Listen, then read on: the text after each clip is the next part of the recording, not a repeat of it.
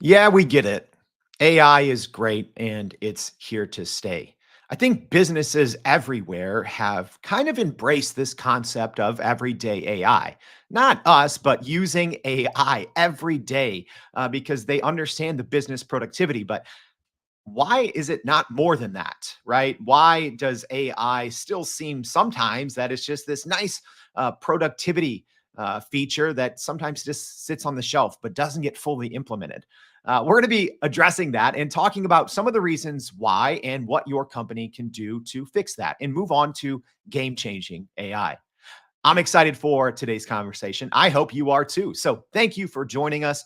My name's Jordan Wilson, and I'm the host of Everyday AI. And this whole thing, it's for you, it's for me, it's for us, it's for everyday people so we can learn to leverage generative AI to grow our companies and grow our careers. So, if you're listening on the podcast, thank you for joining us. As always, make sure to check out the show notes for a lot more. If you're on the live stream, thanks for joining us as well. Get your questions in and we can take them. But before we dive in, let's just start as we do with the AI news. And if you haven't already, make sure to go to youreverydayai.com to sign up for the newsletter for more on today's news, a lot more, and recapping our show. All right, let's get into the AI news for today. A couple things to look at. One, pretty big. So, former OpenAI co-founder has started a new AI company. Former OpenAI co-founder Ilya Sutskever has launched a new company called Safe Superintelligence Inc., with a focus on advancing AI capabilities while also ensuring safety measures are in place to prevent potential harm from super intelligent AI systems. So this company is founded by Ilya and then former Y Combinator partner Daniel Gross and ex-OpenAI engineer Daniel Levy. As one of the more notable names in AI, Ilya's new company is one worth keeping an eye on in a pretty big move for AI and safety space. So a lot of people, it's been a very public kind of thing in the AI world since Ilya left OpenAI. Everyone's been wondering, what is he working on? Because he's widely regarded as one of the most brilliant people in AI. So pretty big news there with this new company, SSI. It seems like they're just skipping AGI and going straight to focus on super intelligence. So pretty interesting move there.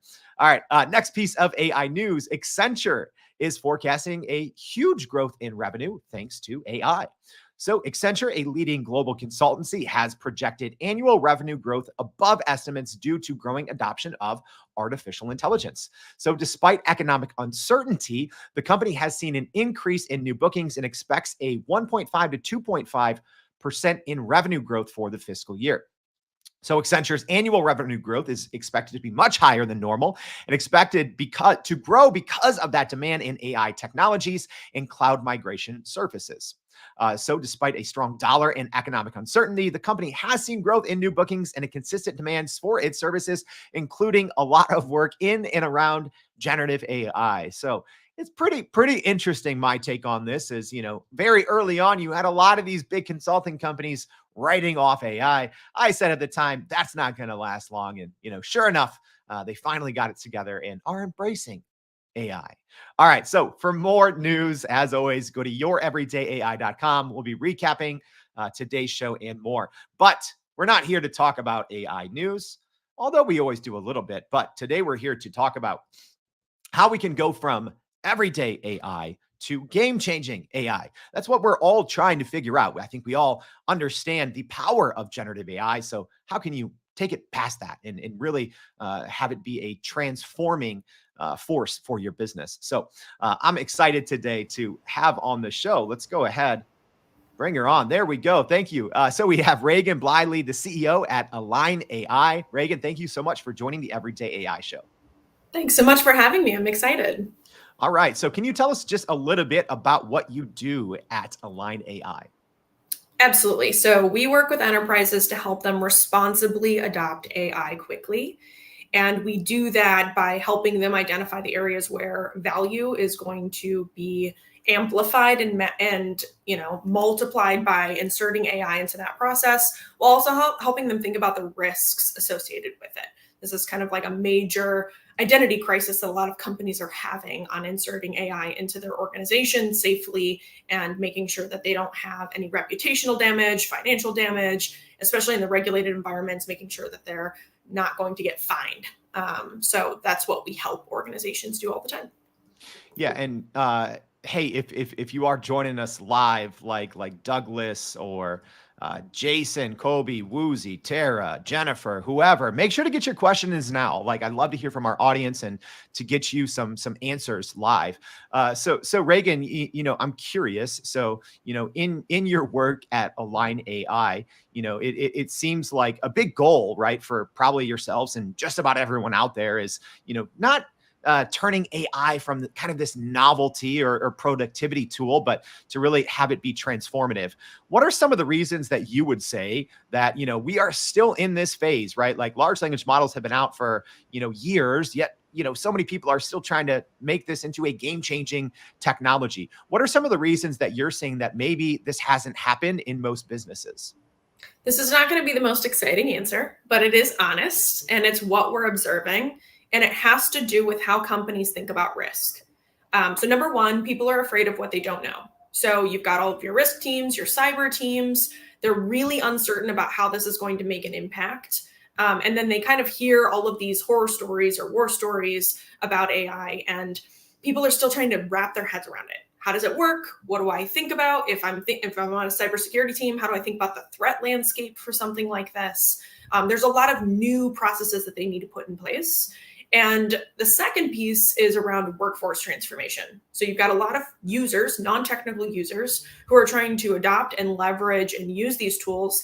And they're still really struggling on how do I use it? What do I use it for? What are the game-changing use cases that I can actually leverage AI for? Mm.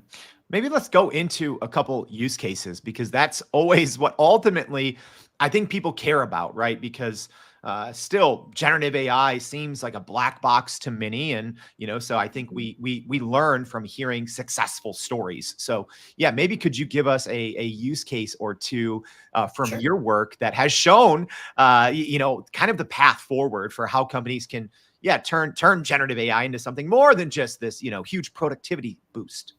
Yeah. And so there's a couple of lenses to that before I jump into a story. I think the one is specifically around the fact that generative AI is really good at providing tons of context. So in hyper siloed enterprises, this is actually really useful. So, for example, for customer service, for routing complaints, there's a lot of context that we can start to pull, things that we can start to understand, and we can start to smartly route the different complaints to different types of people who are available and who have that skill set to answer those types of questions.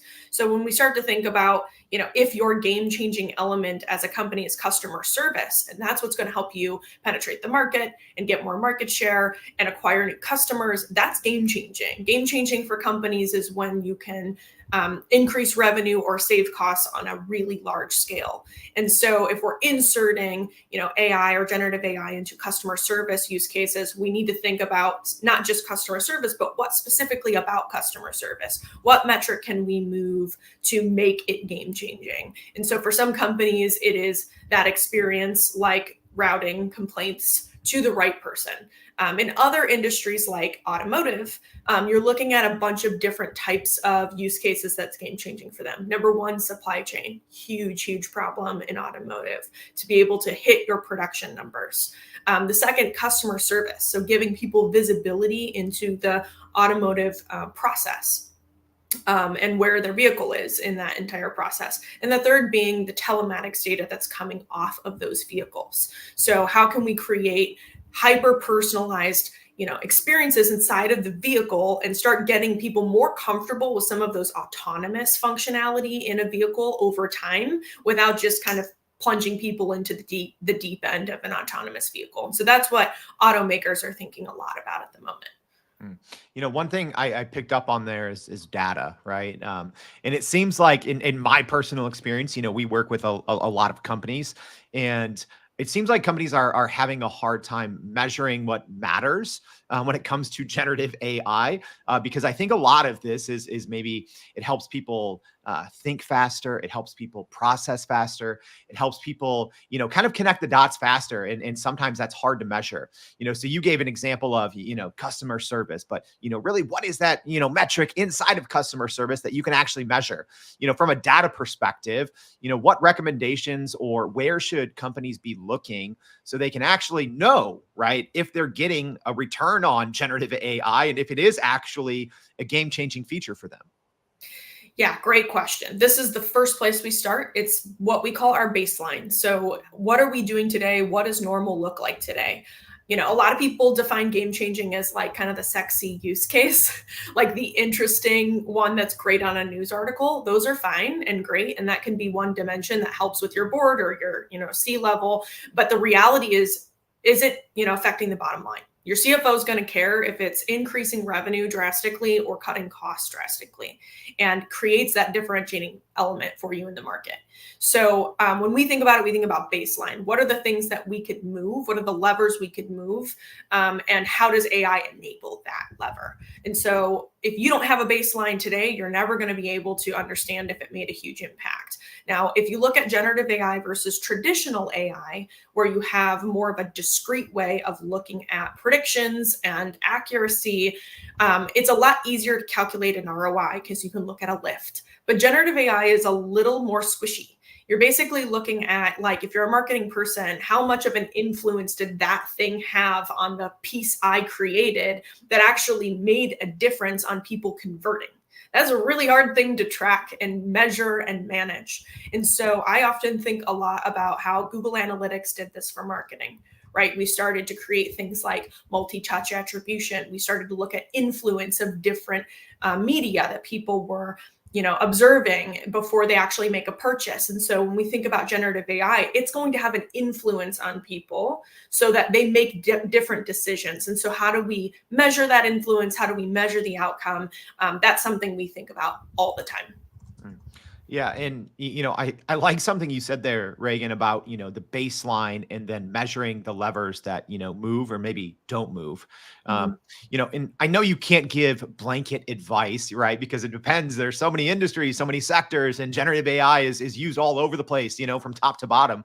But what are some of those maybe more common levers that companies should be looking at or could be looking at to see if certain generative AI initiatives are actually moving that lever or not?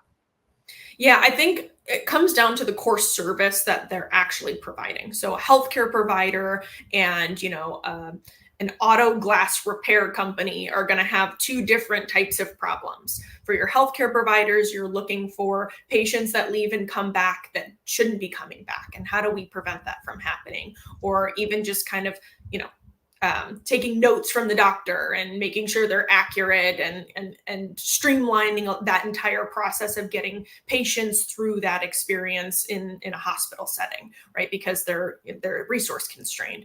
Each industry is going to have a very specific problem.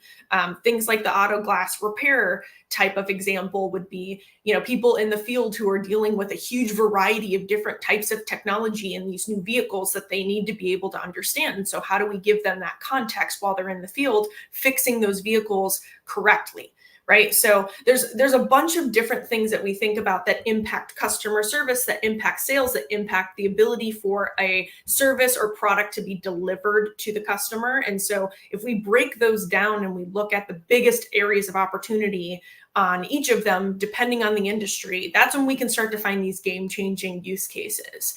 I think email summarization and that kind of stuff is super helpful and really great. And actually, for me, it's a tool to help companies build the muscle around AI without having a tons of risk associated with it. But think about the things that if that part of your company goes down, it's a big problem. Mm. And how do we help augment some of those workflows with AI? Mm. You know, speaking of your company, I always love hearing how, companies that work in and around AI are actually leveraging AI internally, because I Mhm. think that's very telling, right? So I Yep. think you just gave a great example of building that muscle, because I think teams need to build the muscle, right? And if it's a new workout, and you can't just join at an expert level, you have to start somewhere. So even for you internally, your team, where did you all start to build that muscle? And then I guess how have your, anecdotally speaking, how has your strength grown in those areas, since you did start?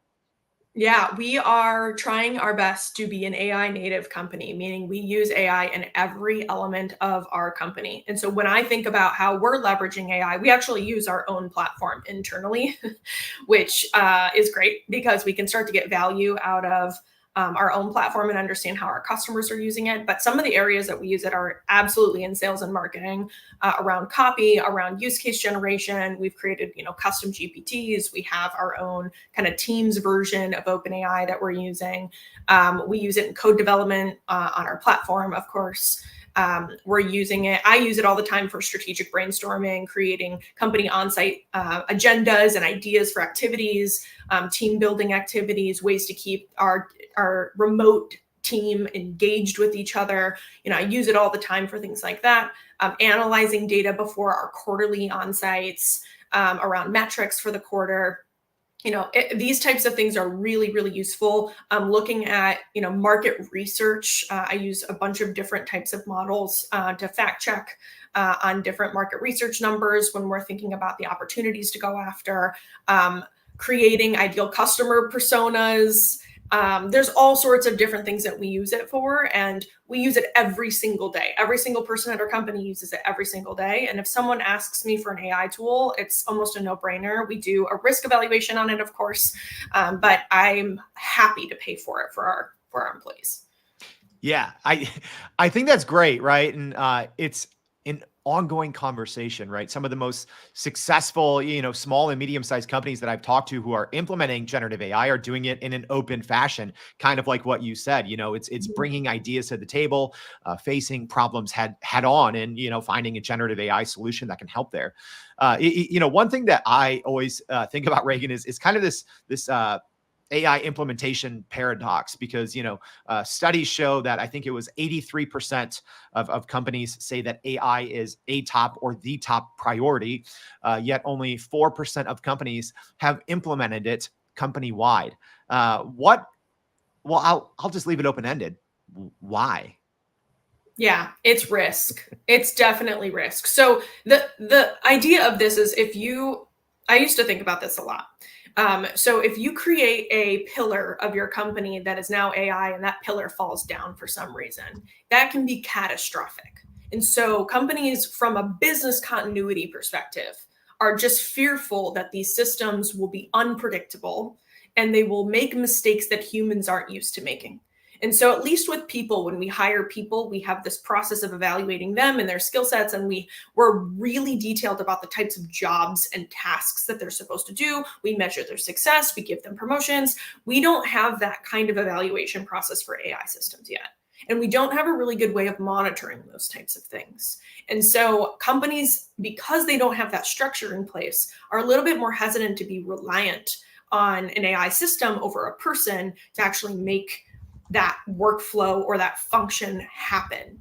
And so we're often putting a lot of human in the loop in there to start, just to gut check, like, where is this thing going to be wrong? Right. So I think with people, we can anticipate where it goes wrong. In fact, there's entire security teams dedicated towards, insider threats of companies. And we don't have systems like that for AI yet. We don't have AI systems that are checking other AI systems on whether or not they're, pulling a bunch of data and sending it out to somebody outside of the company. Right. And so I think a lot of organizations are still trying to think about, what does that quote governance process look like? How do we red team these models and these systems to make sure that we can break them in all the ways that we can then anticipate in the future and we can monitor for in the future? And so that is the reason, I can tell you hands down. The second one is just, how do we get people to use this? We do trainings all the time for AI. There are folks that legitimately don't know how to use Microsoft Online. And so there's a sense of digital literacy that has to come before AI literacy for a lot of individuals that work at companies. And so if we're having them interface with AI systems, we have to make sure that they know how to use it appropriately, especially until these systems get good enough from a user experience perspective where we don't have to put so much onus on the person. Mm. And hey, if you're joining us live, we have Rehgan Bleile, the CEO at Align AI. Rehgan, you said two very important things there when talking about this kind of implementation um, paradox, right? Risk and dependency. And I want to dive into both of those a little bit more. But the human in the loop is always, a conversation you have to have is oh, can humans still drive this the right way? Can they still have checkpoints on generative AI at the right times, at the right checkpoints? But also becoming over reliant potentially. Mhm. How should business leaders, Rehgan, be looking at this factor of dependency? Because I get it, right? Like some people might say, oh, we're giving generative AI too much control. We're giving it too much leeway to make business decisions when we don't fully understand it. So how can they, find that sweet spot of, kind of relying on generative AI, but, how do they deal with those fears of, maybe not becoming too dependent on it? Yeah, I think this is from a paradigm perspective, not necessarily new, right? Like we are very reliant on a lot of things like the electrical grid. We don't think about the electrical grid very often. Some people do, but we don't usually, right? We just assume that it's up and running and it's going to work and our electricity is going to turn on and we're going to be able to do what we need to do. So there's maybe an example of an over reliance to an extent, right? So if that goes down, that could be pretty catastrophic, and there would be a lot of people kind of not prepared for that. And so when we think about kind of the spectrum of reliance on systems, not just AI, but systems in general, what makes us comfortable being reliant on a system? Typically consistency and oversight, right? So consistency that it's going to perform the way that we anticipate it to perform, which today these AI systems don't do that. And then the second is oversight. So we have trust in somebody somewhere who's overseeing the grid that there's oversight and they're going to be able to anticipate things that could go wrong, and they're thinking about the things that can go wrong and they can prevent those from happening.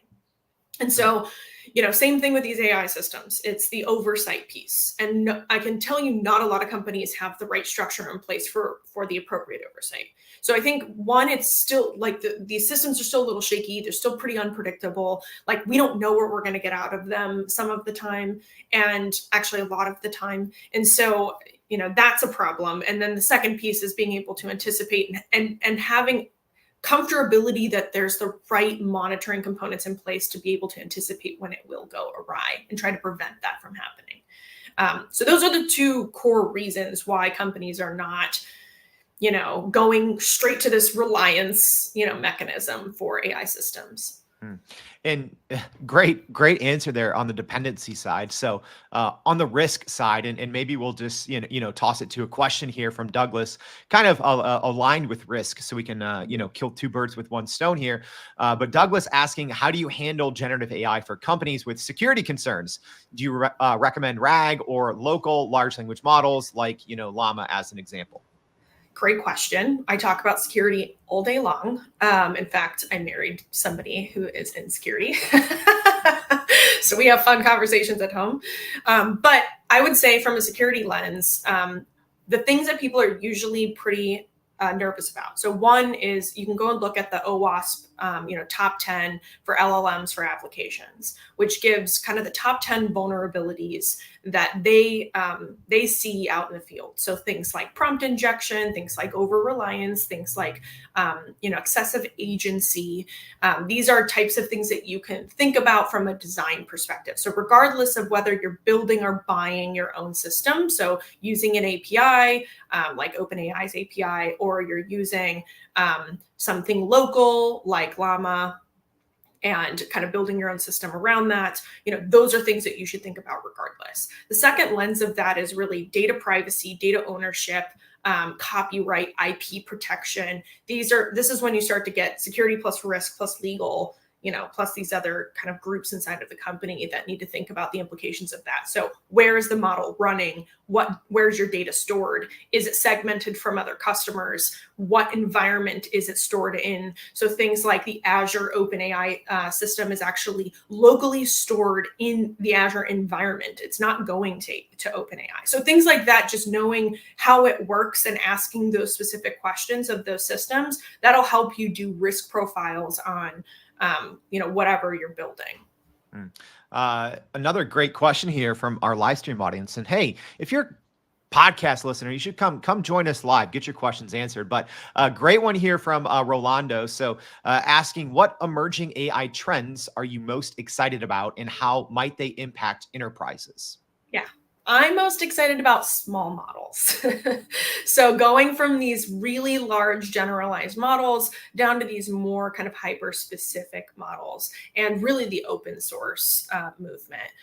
When we looked at traditional machine learning and AI, there was this movement from these big platforms like SaaS over to open source and building out a technological ecosystem to support those open source components. So I'm very excited about the trend towards open source. I'm very excited about the trend towards these more niche specific models and the agent architecture that a lot of people are looking into, to be able to kind of fact check and quality check and do multiple subtasks inside of an AI system without just kind of using one giant model. And if you're a new listener here, Rehgan just crushed that question. I couldn't agree more. I've been saying like for a year, the future of large language models is small language models. So yes, like I'm totally on board with that. So many great questions today from our audience. So Liz asking, for companies that are mid-size and ready to adopt the use of AI, how soon can this be implemented? And what are or can be done to prepare users to adopt quickly? Estimate timelines. Yeah, we've done this a lot. So I'm happy to give you some discrete answers on this. So for mid-sized companies, I'd say number one, first thing you should do is have AI policies internally and have at least a small steering committee of individuals that can think through the risks when you're looking at solutions. Because mid-sized companies are going to really struggle to get enough budget to be able to build your own kind of custom solutions internally, at least for now. And so my suggestion often is to buy and to think about point solutions that solve very specific problems internally. And so as you're going through those point solutions, it's really important to understand how to ask the right security and risk questions to those vendors, because you don't get to control that, they do. So that would be my number one, is just have that in place and be able to workshop and brainstorm and scope use cases appropriately internally. Start with a quick win one, not a big one, and then identify a big one that's going to get your executives super exciting so you can get more budget. So that's what I would do, and start with something maybe really low risk as well. And then timeline wise, I would say to set up a group like that probably takes about 4 to 6 weeks. And then use case ideation, scoping, maybe another couple of weeks if you're dedicated to it. Prepping users for onboarding, super important. So education, just kind of giving people a general understanding of what is AI, how does it work, why will it benefit you, why should you care, what are the risks you should think about. That can be done depending on how big your company is. We've done rollouts of 600, 1,000, 1,500 people in the matter of 3-4 weeks. And getting people kind of exposed to that and doing more of communications campaign. And then finally, the evaluation process or proof of concept for a first one should take a couple of weeks max.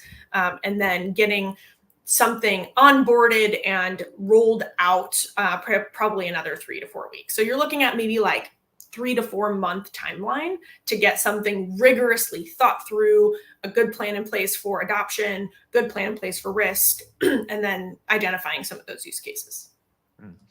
So, Rehgan, we've talked about a lot in today's episode. We went over some of even your team's internal use cases, talked about risk and dependency, AI governance, the rollout process.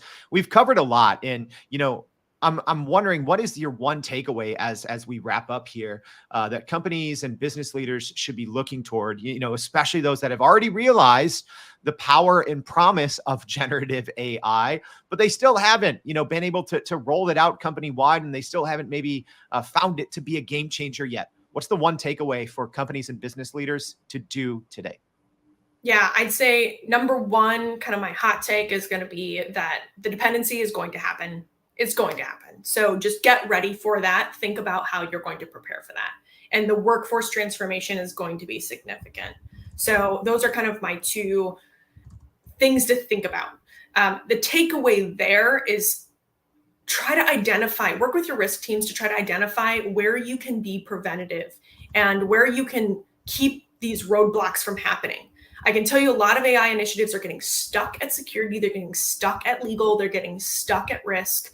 And if you can work with them, have everybody educated and on the same page, and have a plan in place, risk mitigation plan in place, identify your risk area and surface, and work constantly alongside them, you'll move much faster, much faster. So I think that is kind of my biggest takeaway. I know it's not fun sometimes to sit down and talk to the people that are going to block you, but I can guarantee you'll move much faster if you do. Mm.